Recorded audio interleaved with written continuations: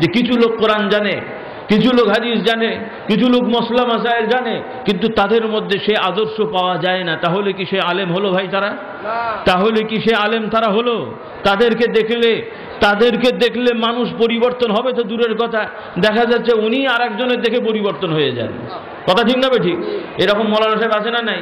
Title pass করে, দাওরা pass করে, বেশ জুব্বা জব্বা থাকে, যদি দেখা যায় কেউ ব্যবসায় নামলো, কি এদিক নামলো সেদিক নামলো, এই প্রতি সপ্তাহে একটু একটু হতে হতে কোনো দিন আবার ক্লিনও হয়ে যায়। নাউজুবিল্লাহ বলেন। কথা ঠিক না ঠিক? এরপরে মিথ্যে সত্য, নামাজ কাজা, নানান ধরনের ব্যারামগুলো তাদের মধ্যে পেয়ে বসে। এরকম আছে না নাই? এরকম আছে না নাই? তাহলে ওরা কি ওই আলেম হবে ভাই? তারা কি ওই রকম আলেম হবে? তারা কি নবীর ওয়ারিস হতে পারলো? তাহলে পারলো না। তার মানে কি দিন শেষ হয়ে গেল? না। এই আলেমদের মধ্যেই অল্প হোক বেশি হোক, যার যতটুকু এলেম আছে, জ্ঞান আছে, নিজেরা ওগুলো আমল করে, নিজেদেরকে গড়তে পারে, আবার তাদের দেখলে লোকেরা শেখে, তারাও লোককে বললে শোনে, এদেরকেই পরবর্তীতে একভাবে শেখ মাশায়েখ বা মুরি পীর সাহেব হিসেবে মানুষ নাম দিয়ে ফেলেছে। কথা বুঝলেন না? বোঝেন নাই? এগুলো এভাবে নামকরণ করা হয়েছে, এগুলো এভাবে নামকরণ করা হয়েছে, এগুলো কোনো পোস্ট না। আল্লাহ তাআলা আমাদের বোঝার তৌফিক দেন, সকলে বলুন আমিন। কথা বুঝলেন না? বোঝেন নেই? তো এখন কথা হলো, এইভাবে মাদ্রাসা মসজিদ আছে, মাদ্রাসা আছে, বিভিন্ন পর্যায়ের আলে এলেম শেখানোর রাস্তা আছে। এরপরে আবার শেখ মাশায়েখ বা পীর সাহেবরা মাদ্রাসা বাদে আবার অল্টারনেট বা আগে খানকা, মানে আগে হোক পরে হোক, খানকা জাতীয় কিছু বানালেন কেন? এটাও প্রশ্ন না ভাই? এই খানকার দরকারটা কি? বা এই ধরনের প্রতিষ্ঠান, খানকা নামে হোক, আলাদা একটা মাদ্রাসাও নয়, স্কুলও নয়, এই ধরনের মধ্যমপন্থা একটা প্রতিষ্ঠানের কি দরকার হলো? এইটার দরকার এজন্যই হলো যে মাদ্রাসা লিমিটেড কিছু মানুষদের জন্য সেখানে যাওয়া সম্ভব, এলেম শিখবে বা শুধু জ্ঞান শিখবে, তারবিয়াত হচ্ছে না। আবার অন্যান্য জায়গায় এইরকম ব্যাপার, কিন্তু এইরকম খানকাগুলোতে এইরকম যারা হক পীর মাশায়েখ, যারা সত্যিকার ওয়ারাসাতুল আম্বিয়া নায়েবে নবী, তাদের এই রকম প্রতিষ্ঠানে এসে একটা মূর্খ নাদান সাধারণ মানুষ, তারাও এসে শুধু জ্ঞানী নয়, তারা তাদের আখলাক চরিত্রকে পরিবর্তন করতে পারবে। সকলে বলুন না সুবহানাল্লাহ। কথা বুঝলেন না? বোঝেন নাই? তো এই পীর মাশায়েখরা কি শিখান? কি শিখান? হক্কানি পীর মাশায়েখরা কি শিখান? যে তাদের কাছে গেলে তারা কি বলেন? যে তোমরা হু হা করো, নামাজ পড়ো না, নাকি বলেন? তাই বলবে? তাই বলবে? নামাজ ছাড়া জিকির হয়, নামাজ ছাড়া তরিকা হয়, রোজা ছাড়া তরিকা হয়, হজ ছাড়া তরিকা হয়, হালাল হারাম বাজ বিচার ছাড়া তরিকা হয়। কথা ঠিক না বেঠিক? তাহলে প্রথম গেলে তার নামাজের সবক হবে। নামাজ শিখতে গেলে আপনার মশলা শিখতে হবে, এলেম শিখতে হবে না? হবে না? রোজা শিখতে গেলে আপনার মশলা শিখতে হবে, হালাল হারাম বাঁচতে হলে কোনটা হালাল কোনটা হারাম জানবেন, তবেই নামাজ বাঁচবেন। কথা ঠিক না বেঠিক? হালাল হারাম বাঁচবেন, কিন্তু কোন জিনিস হারাম কোন জিনিস হালাল আপনি জানলেন না, তো বাঁচবেন কেমন করে? তাহলে সেটার জন্য এলেম দরকার। দরকার না? দরকার না? এবার কেমন করে এলেম শিখবেন সেটা ভিন্ন ব্যাপার। সেটা বই পড়ে শিখবেন না শুনে শিখবেন? কথা বুঝলেন না? বুঝলেন? এবার দেখে শিখবেন, সেটাই হলো ব্যাপার। সাহাবা একরামরা সবাই তো আর, সাহাবা একরামরা আল্লাহ রসুলকে দেখেছেন, শুনেছেন, কথা শুনেছেন, তার আদর্শ দেখেছেন, তারা আমল করেছেন। সকলে বলুন না সুবহানাল্লাহ। এরপরে কিছু কিছু হাদিস ভুলে যাতে না যায় এই জন্য লেখা হলো, কোরআন কারীম আলাদাভাবে লেখা হলো, এইভাবে লেখার ব্যবস্থা চালু হলো। তার মানে লিখতে হবে না আমি সেটা বলছি না, কিন্তু উম্মি মানুষ, যে বেচারা হয়তো পড়াশোনা করতে পারবে না, এমন বয়স হলো এখন নতুন করে অ্যালফাবেট শিখে পড়বে, তো ততদিন কবরে চলে যাবে, তো ততদিন কি তার ইবাদত বন্দেগী লাগবে না? লাগবে না? লাগবে না? লাগবে না? এই পীর মাশায়েখরা তাদেরকে মৌখিকভাবে চোখে দেখিয়ে প্র্যাকটিক্যাল ভাবে তাদেরকে ওই এলেমগুলো দান করে, এই এলেমে তারা আলেম হয়ে যায়। সকলে বলুন না সুবহানাল্লাহ। তারা শুনে শুনে আলেম হয়ে যায়। সকলে বলুন না আলহামদুলিল্লাহ। আমি অনেক এইরকম সাধারণ মানুষ দেখেছি, অনেক আয়াত তার মুখস্থ আছে, কিন্তু সে কোরআন শরীফ থেকে পড়ে দেখাতে পারবে না কোথায় আয়াত আছে। সুবহানাল্লাহ বলে। কথা ঠিক না ঠিক? তার দেহের অঙ্গ প্রত্যঙ্গে শত শত হাদিসের আমল আছে, কিন্তু সে বলতে পারবে না হয়তো কোনটা কোন হাদিসের, কোনটা বুখারীর হাদিস, কোনটা তিরমিজির হাদিস, বলতে পারবে না, কিন্তু সে ওলামাদের মুখে শুনে আমল করে। কাজ হবে না? হবে না? আর একজন ওই উপর থেকে নিচে পর্যন্ত ক্লিন, ও হাদিসের অনেক মুখস্থ করেছে, তিরমিজি বুখারী সব মুখস্থ ঠোঁটস্থ, কিন্তু তার আমলে একটাও নাই, তো ও কি কাজ হবে ভাই? ও কি কাজ হবে নাকি ভাই? আমি বলছি না যে শেখা লাগবে না, পড়বেন না, সেটা বলছি না। তাহলে এটাই হলো, যেহেতু এদেশের মেজরিটি মানুষ এই ধরনের সাধারণ উম্মি মানুষ, তো তাদের সকলকে এক বয়সে মাদ্রাসায় পাঠানো সম্ভব না, এক বয়সে কোরআন হাদিস নিয়ে বসানো সম্ভব না। তারা এই খানকায় এসে হক পীরের মাধ্যমে তারা ওই এলেমগুলো শিখবে, আমলগুলো দেখবে, নিজেরা করবে, আল্লাহর বন্ধু হয়ে যাবে। সকলে বলুন সুবহানাল্লাহ।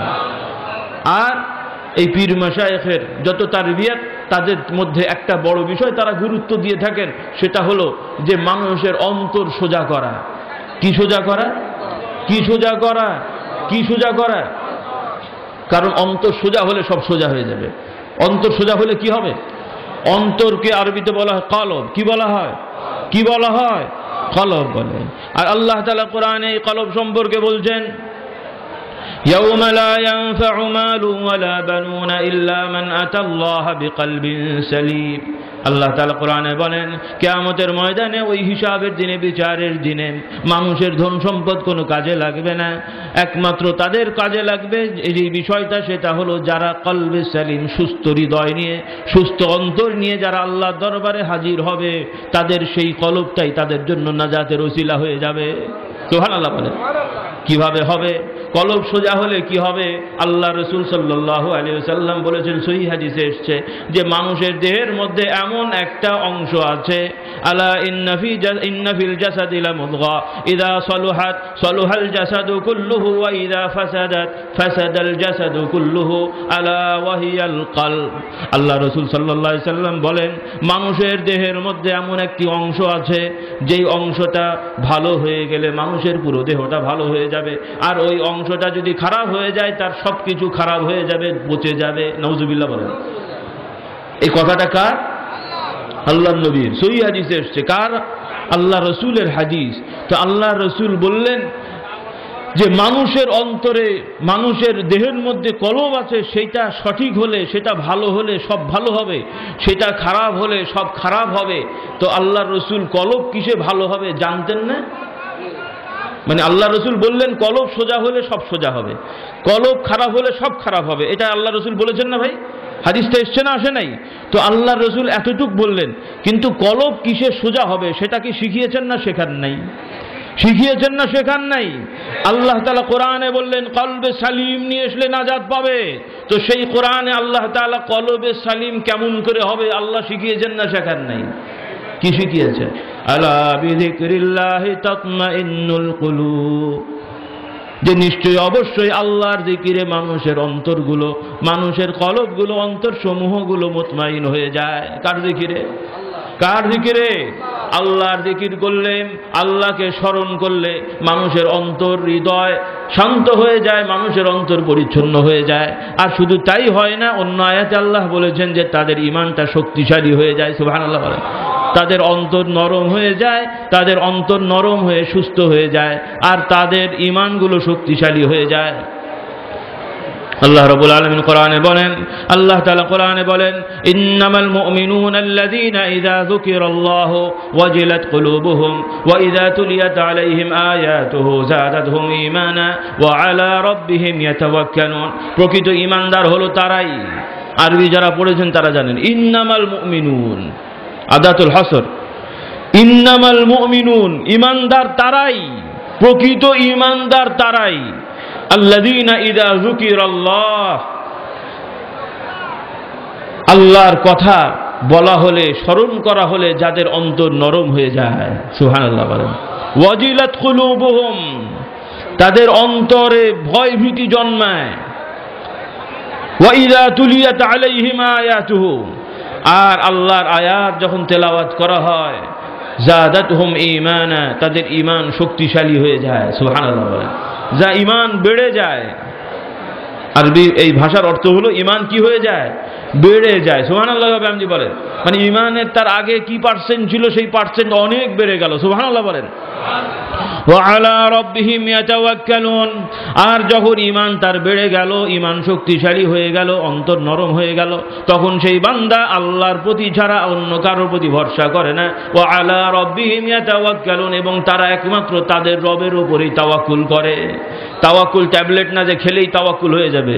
ও তাওয়াক্কুল কখন হবে? যখন বান্দা জিকির করবে, যখন আল্লাহর আয়াত নিয়ে চিন্তা ফিকির মুরাকাবা করবে, তখন তার আল্লাহর প্রতি তাওয়াক্কুল হবে। সুবহানাল্লাহ বলেন। কিন্তু জিকির নাই ফিকির নাই, যতই ওয়াজ করি আল্লাহর প্রতি ভরসা করো, ও ভরসা হবে নাকি? ও কেমন করে ভরসা করবে? কেন ওর তো মাথায় ঢুকে বসে আছে যে এতটুক জায়গায় আমার জায়গা হবে না।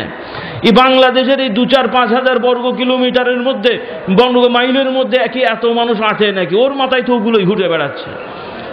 এতগুলো মাত্র কৃষি জমি, এতে কি আর এত হাজার শত শত কোটি মানুষের খাবার আছে নাকি?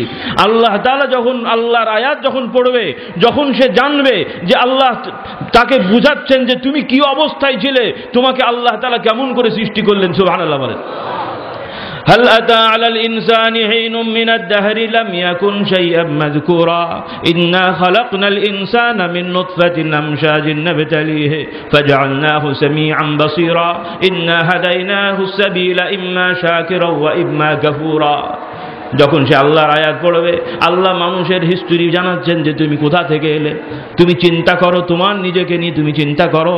তুমি তো কোনো উল্লেখ্য বস্তু ছিলে না, তোমাকে কেউ জানতো না, তুমিও কাউকে চিনতে না। চিনতাম নাকি? আমরা জন্মের আগে কাউ জানতাম? আমাদের বাবা মাও কি জানতো যে আমরা এই ধরনের ছেলে মেয়ে তাদের হব? কেউ জানতো ভাই? হাল আতা আলাল ইনসানি হিনুম মিনাদ দাহর লাম ইয়াকুন শাইআম মাযকুরা। তাদের কোনো নামগন্ধই ছিল না। কেমন করে হলাম? ইন্না খালাকনাল ইনসানা মিন নুতফাতিন আমশাজ নাবতালিহি। আল্লাহ তাআলা বলছেন ওই মানুষকে আমি সামান্য পানি বা ওই নুতফা থেকে, বীর্য থেকে আমি সৃষ্টি করলাম। ফাজান নাবতালিহি, তাকে পরীক্ষা করলাম। নাবতালিহি, পরীক্ষা করেছেন না আল্লাহ? বান্দাকে পরীক্ষা করেছেন না করেন না? বান্দাকে পরীক্ষা করেন। ফাজআলনাহু সামিআন বাসীরা, অতঃপর তাকে শ্রবণ শক্তি দান করলাম। সে শ্রোতা হলো, দর্শক হলো, সে দেখতে শিখলো, শুনতে শিখলো। ইন্না হাদাইনাহু সাবিলা ইম্মা শাকিরা ওয়া ইম্মা কাফুরা। হ্যাঁ, দোয়া হবে, রাখেন ইনশাআল্লাহ। ইনশাআল্লাহ রাখেন।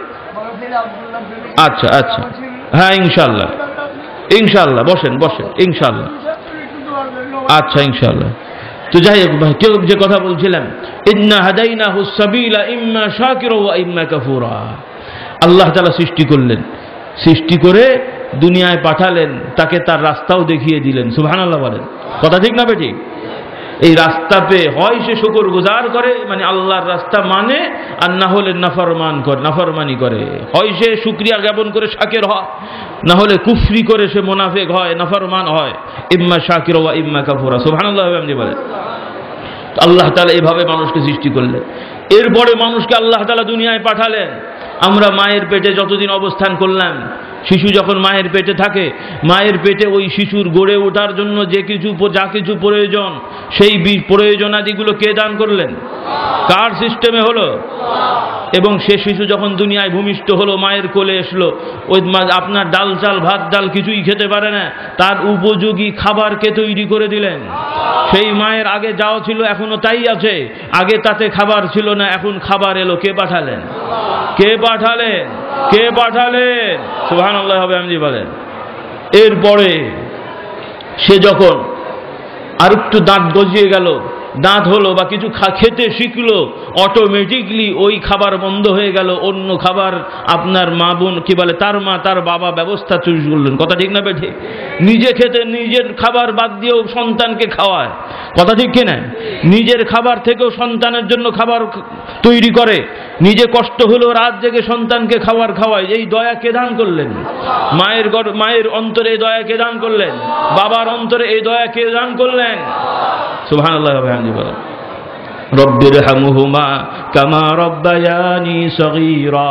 আল্লাহ দোয়া করতে বলছেন, হে মানুষেরা তোমরা আল্লাহর কাছে চাও, তোমাদের বাবা মার জন্য দোয়া করো, যে বাবা মার জন্য বলো, আল্লাহ আমাকে আমাদের বাবা মা যেমন করে দয়া করে মায়া করে আমাদেরকে লালন পালন করেছেন, ওই রকম দয়া মায়া করে আপনি তাদেরকে কবরেও রাখেন। সুবহানাল্লাহ। আমাদেরকে